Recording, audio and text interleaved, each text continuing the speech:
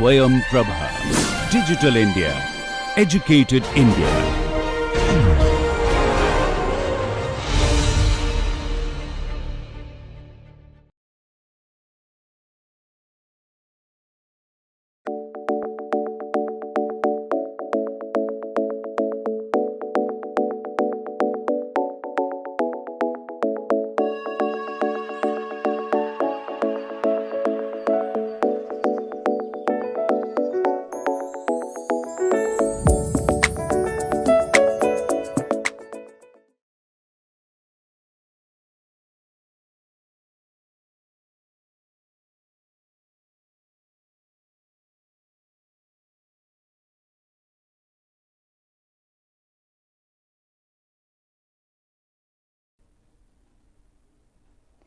Hello, welcome back to the course on aerospace structural analysis.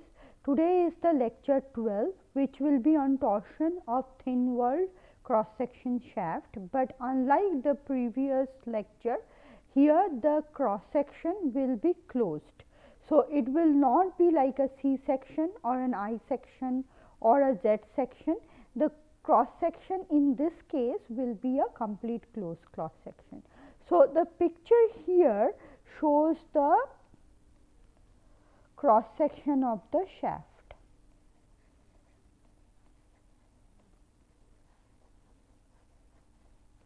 Under torsion.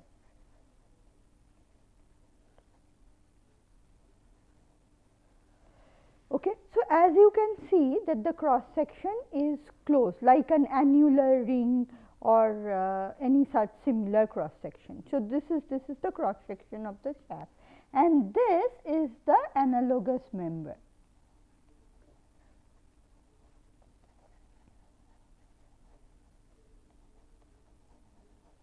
So, this is the analogous membrane that we will be using for the solution of the problem. So, the similar to the previous case, similar to the membrane analogy that we have talked earlier, the shape of the membrane, the first criteria is that the shape of the membrane, the shape of the analogous membrane is same as the shape of the cross section of the shaft.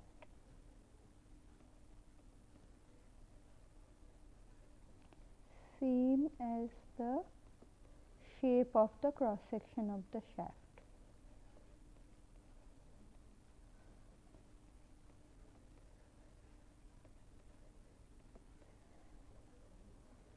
That's the first criteria.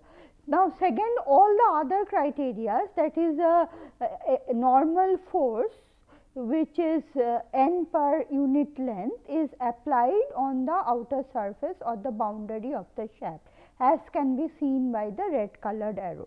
The other point which was also done in earlier, that the outer surface, this one, is going to be on support. That is, the displacement of the outer boundary of the cross section is going to be of the membrane, the cross section of the membrane is going to be on support, that is W is going to be 0 at this along this boundary.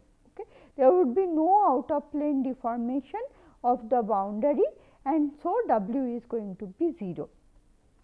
Now, one additional thing that happens for a closed cross section shaft is that the hollow portion of the shaft is the hollow portion, that is this portion of the shaft.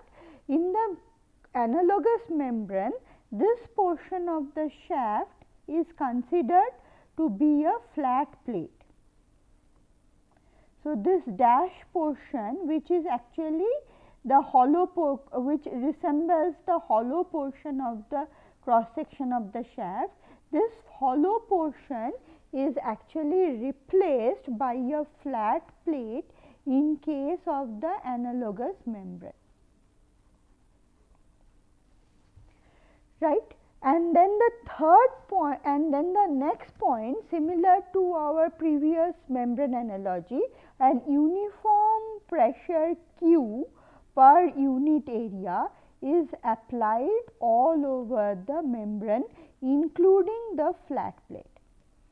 So, it is acting all on the membrane, including the flat plate, which is placed in the hollow regime of the hollow region of the analogous membrane. So, this is Q per area, uniform pressure.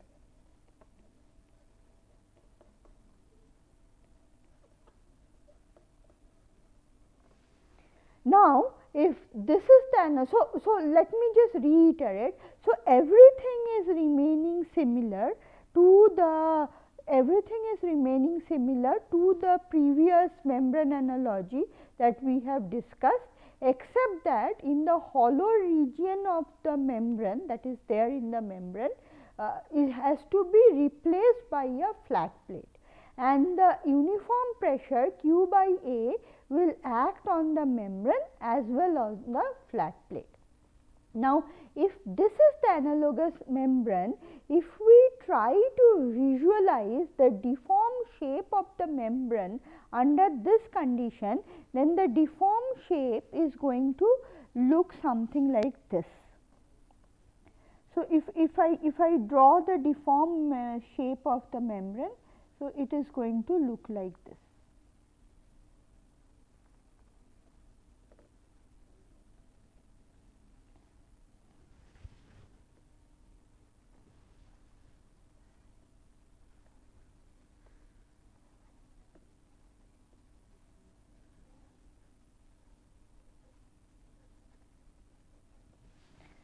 Right. So, if I can visualize the membrane and try to visualize the deformed shape of the membrane because of the support condition and the load that has been applied by the membrane, this one is the picture that I have drawn below is going to be the deformed shape of the membrane. So, this is the actual deformed shape of the membrane.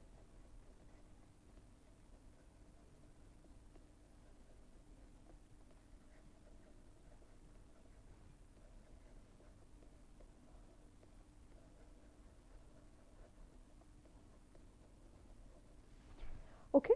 So, the two there will be a flat region where the flat plate is there, and the portion of the membrane will be deformed like that given in the parabolic form. Now, let us see that whether we can utilize the concept the fact that this is a thin walled cross section, and we thereby by using this property that the shaft is thin walled and thereby the membrane is also thin walled, we can very well approximate this actual deformed shape of the membrane by a shape which, instead of parabolic deformation in the membrane, will be a linear deformation. So, it is the same height h,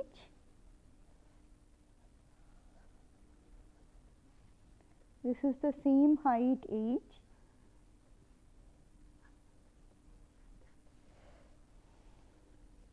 but instead of it being nonlinear or parabolic, we have approximated it by a linear slope. Okay. So, this is the approximated shape of the membrane.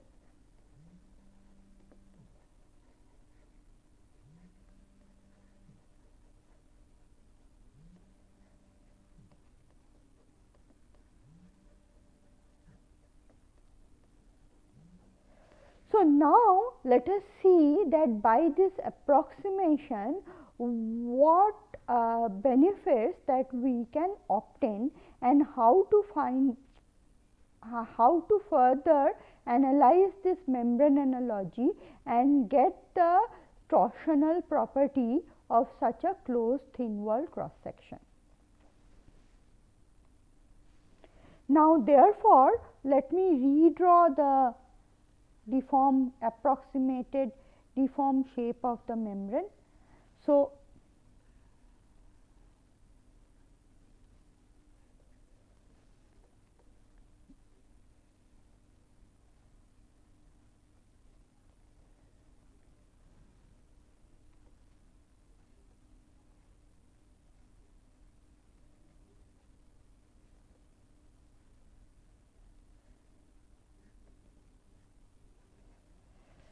okay, so this is the approximated deformed shape of the membrane.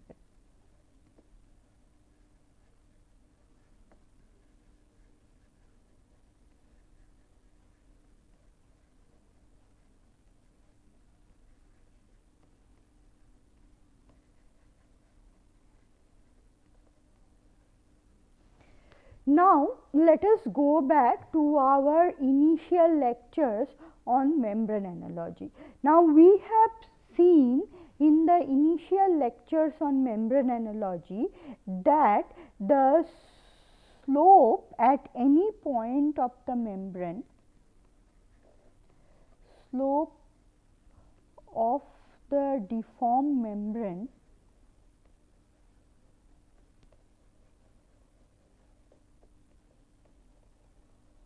is actually given as dw by dn, w being the out of plane deformation, dn being the coordinate in the normal direction. So, this is the slope of the deformed membrane that we have seen earlier from the geometric consideration. Now, what is dw by dn? Again, from membrane analogy, from the equilibrium of the membrane, we have seen that dw by dn is nothing but the resultant of the, so this is resultant of the shear stress at that point.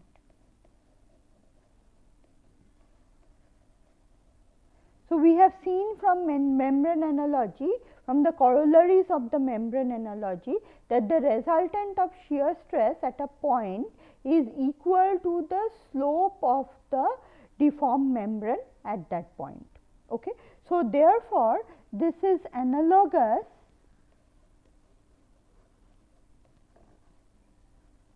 to d phi by dn, because W is analogous to the Prandtl stress function phi, and therefore, is going to be equal to the shear stress resultant, or let me call it as simply tau. Therefore, we know that tau is going to be the slope of the membrane at any point on the membrane.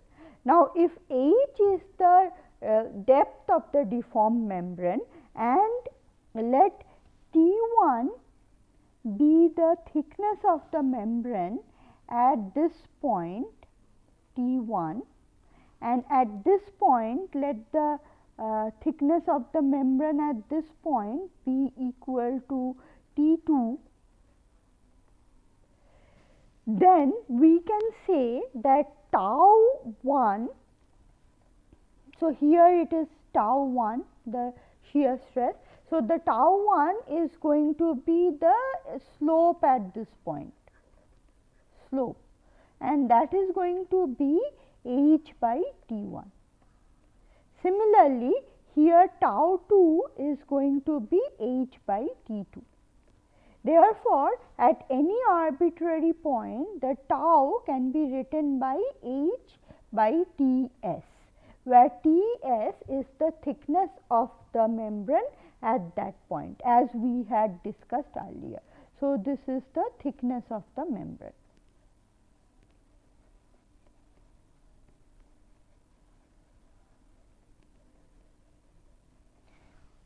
So, this is the first point that we can observe.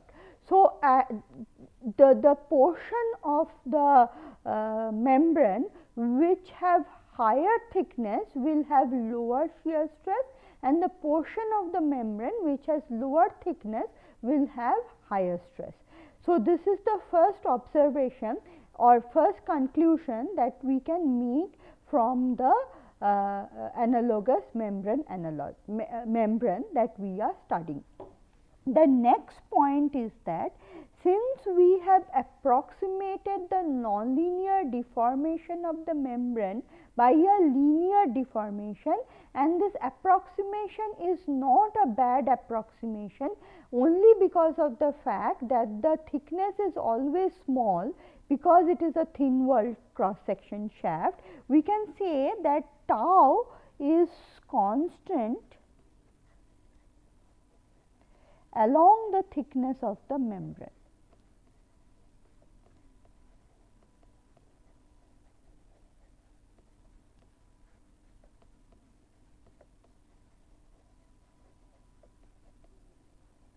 Or the analogous shaft cross section. So, because the slope is constant all over, tau is going to be similar. Here also it is going to be tau 1, here also it is going to be tau 1, and so on. So, the shear stress does not change along the thickness of the cross section. Okay. So, tau is constant along the thickness of the membrane. That is the second point that we get. Now, let us come to the third point. We know from the membrane analogy that we have studied earlier that the torsional moment mt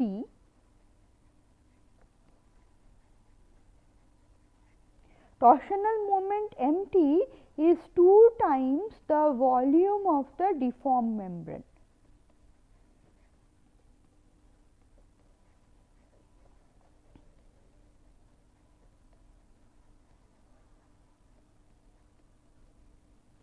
Therefore, for this particular case, it can be written as 2 into A into H, where H we have defined earlier, and A is the mean area enclosed by the membrane.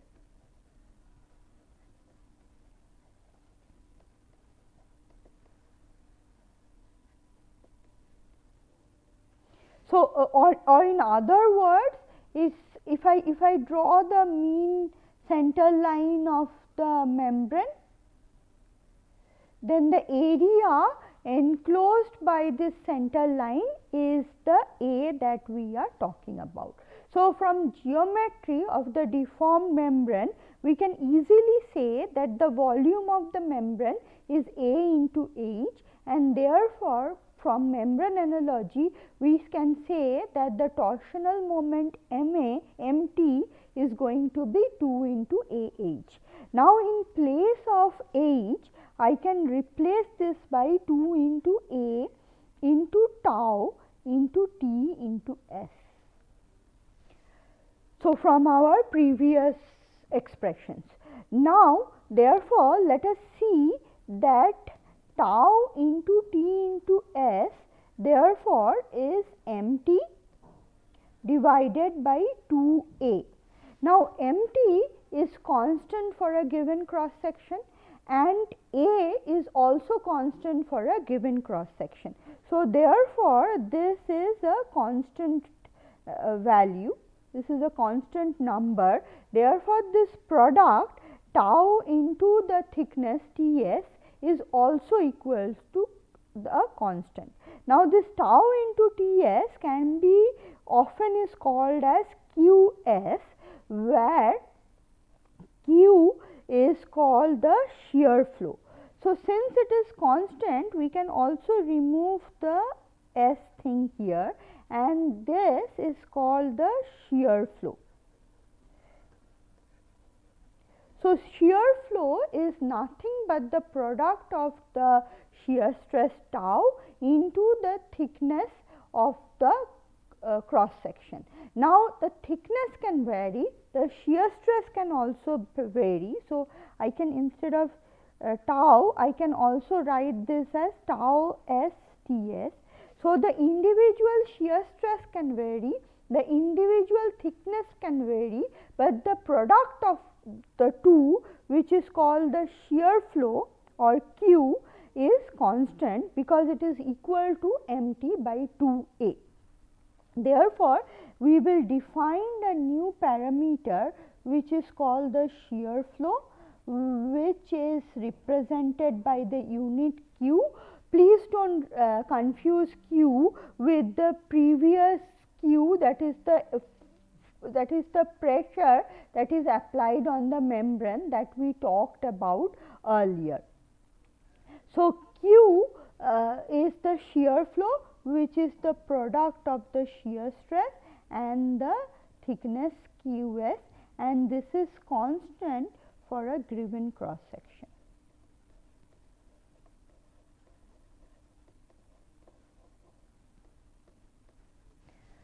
Right. So, therefore, we say that at the third point that we obtained is that MT, or the torsional moment, is going to be 2A into H. This is the applied torsional moment.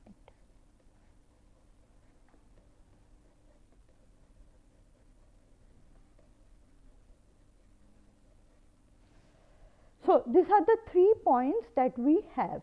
Now, let us realize that this 3 point that we have cannot alone give me the value of tau, because H is not known to me. I can obtain H from MT and 2A, and thereby I can find out tau. So, from this 3 equation, I can say tau is going to be MT by 2A by Ts, which is a function of S. So, if we know the applied torque, if we know the area enclosed by the membrane, and if we know the thickness at a point, then we can find out the shear stress at that point. But we still do not have an expression to find out the angle of twist theta, or the torsional rigidity of the shaft. Let us see how to obtain it. So, let me just rewrite the 4 points that we have obtained. We have obtained tau S to be H by Ts. We have obtained that tau is constant along thickness.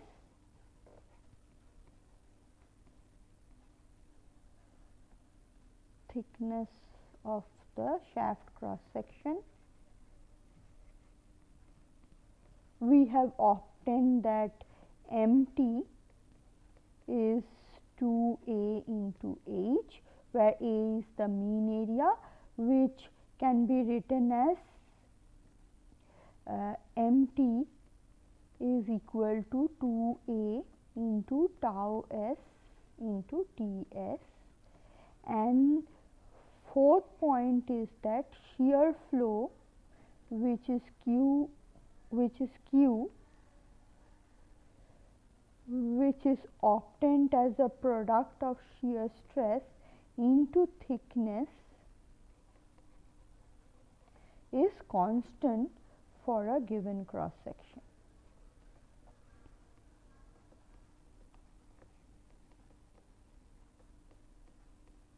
And empty. So, this is what we have obtained, but still we do not have an expression to obtain the torsional rigidity of a given cross section. So, there comes a theorem which is called Brad-Pethos theorem.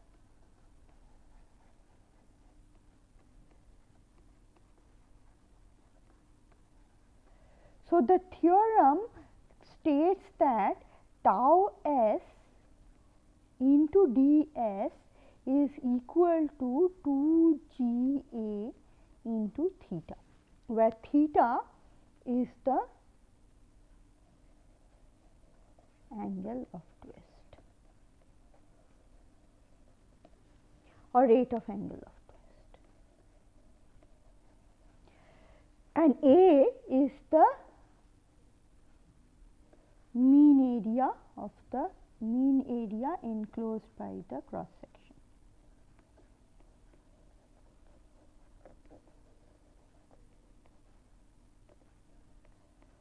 So, this is called the Brett-Bethos theorem.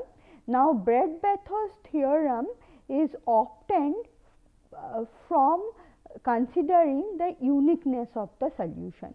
We will not get into the detail of how Brett-Bethos theorem is derived, but we will just use it to obtain the expression for torsional rigidity of a cross section or the angle of twist of a cross section when we know the torsional force that is applied on the torsional moment that is applied on the cross section.